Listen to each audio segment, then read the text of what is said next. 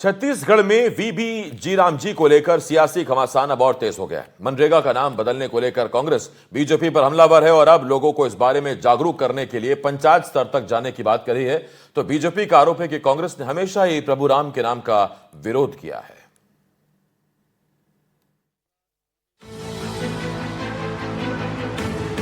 छत्तीसगढ़ में इन दिनों विकसित भारत गारंटी फॉर रोजगार एंड आजीविका मिशन ग्रामीण यानी सरल शब्दों में वीबी जी राम जी को लेकर सियासी बवाल मचा हुआ है।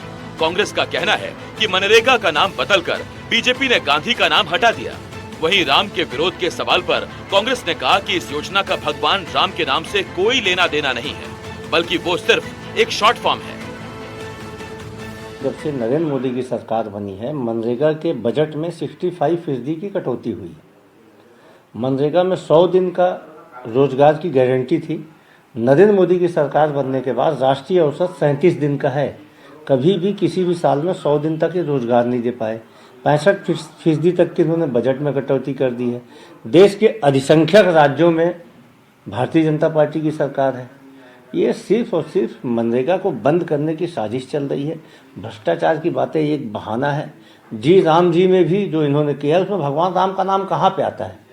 बीबी जी राम जी में कहीं पे भी भगवान राम का नाम है क्या?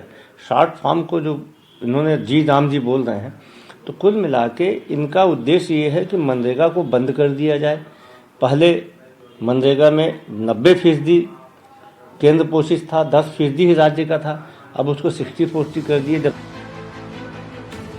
एक तरफ कांग्रेस योजना का नाम बदलने को लेकर बीजेपी पर हमलावर है, तो वहीं दूसरी तरफ बीजेपी लगातार कांग्रेस पर निशाना साध रही है। बीजेपी ने आरोप लगाया कि कांग्रेस हमेशा से भगवान राम के नाम का विरोध करती आ रही है। तो साथ ही बीजेपी ने कहा कि वीबी जी राम जी पुराने एक्ट से ज्यादा सशक्त हैं। बीजेपी का कहना है कि कांग्रेस सरकार में मनरेगा में जमकर भ्रष्टाचार हुआ, जिसकी जांच कराई जाएगी।